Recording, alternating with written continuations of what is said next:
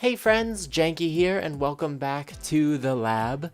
Today, we are looking at a game from my favorite publisher and yours, maybe, depending on your preferences, tinyBuild. Recently updated by developer Pinokl Games, we are checking out the Party Hard 2 Alpha 2. Of course, before we get started, I'll talk through some of my experimental biases for this game. First of all, I did receive the code for the game for free from tinyBuild. Secondly, this game is in its alpha stages, so while a lot of the game is here, it is not yet completed. But I have checked out all of the game so far. So, with all of this in mind, let's party like it's Alpha 2. Now, you may remember this game from a previous Janky's Lab because I did also do a video about the first alpha. What can I say? I'm a sucker for games with parties that go a little off the chain and get a little murdery, apparently. The only thing that's really changed is a few little updates and the addition of a new level, so if you did watch the first video, you will probably hear me going over a lot of the same points again, so sorry if I sound like a broken record. However, for those of you who did not see the Alpha 1, let me pull you into the dark, delightful, clubbing lifestyle that is Party Hard.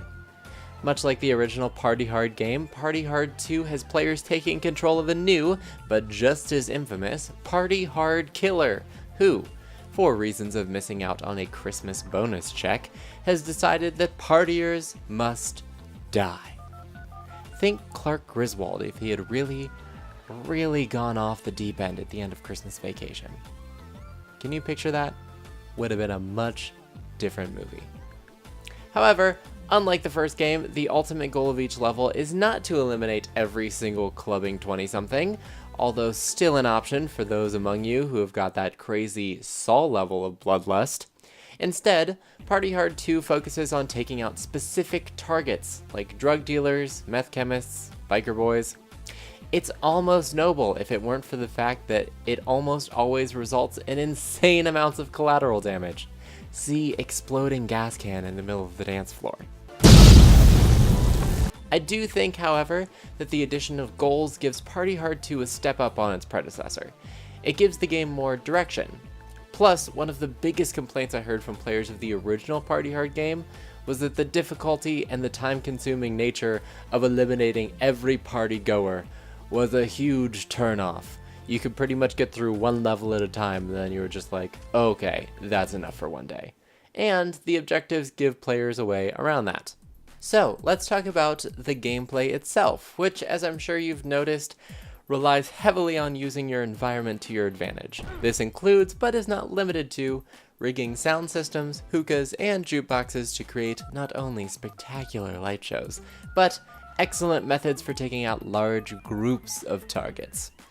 Objects scattered around the level can also be used to your advantage, such as using the bottle of whiskey to give unsuspecting victims alcohol poisoning, forcing them to throw up all by their lonesome in that poorly lit, unpopulated alley next to that dumpster that's just big enough to fit a body.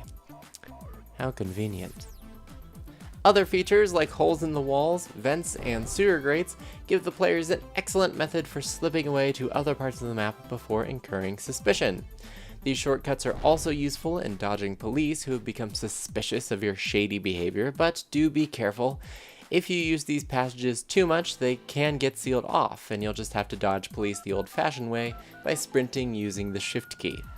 Of course, the easiest thing to do would just be to avoid detection altogether. Mostly, this just involves not being seen stabbing people, holding a dead body, or, as I learned in the first alpha, dancing in the middle of a club full of dead people following a gas can explosion.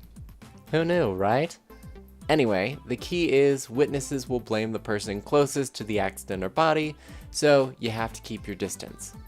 If you do have to get down and dirty with a knife, be sure that your target is alone, which is not easy in a place where people are constantly moving from room to room, and dispose of any evidence, aka bodies, in the nearest dumpster. If you do get noticed, be sure to chase down the offending witness, because not only will they call the police on you, they will also become suspicious every time they see you from here on out, meaning that anytime they catch a glimpse of you, they will call the police on you. And if you can't get your target out of the group, you can always use the ultimate killer attack, which unleashes a barrage of slashes on anyone unfortunate enough to be standing in the attack's radius. This may seem like a lot of information, but don't worry, if things do get confusing, you can always hit tab, which will show you the map in instinct mode, which will show you all of the most convenient traps, dumps, shortcuts, and objects across the map. If all else fails, just hit Q, start partying on the dance floor and blend right in. As for the features of the game, Party Hard 2 also has full controller support if you're not dying to play on the keyboard. You see what I did there? You're dying. That's pretty much all I can say as far as defining features go for the alpha stages of this game. Of course, it's also worth mentioning the delightful pixelated art style and the game's engine, which combines the 2D look of the game with 3D animations for some pretty awesome and deadly effects.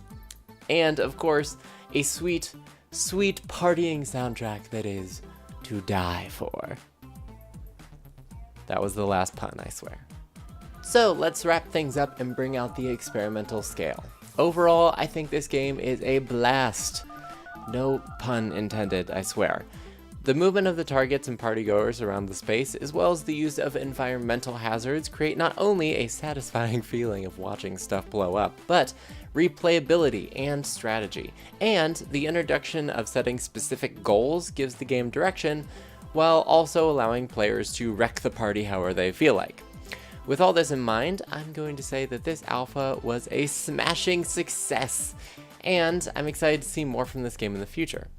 If you agree or disagree with my findings, feel free to leave it in the comments down below, but for now, I'm going to consider this experiment concluded. I hope you all have a lovely day, evening, or whatever you happen to be watching. Thank you so much for joining me for another Janky's Lab, and until the next time, this is Janky Shenanigans, signing out.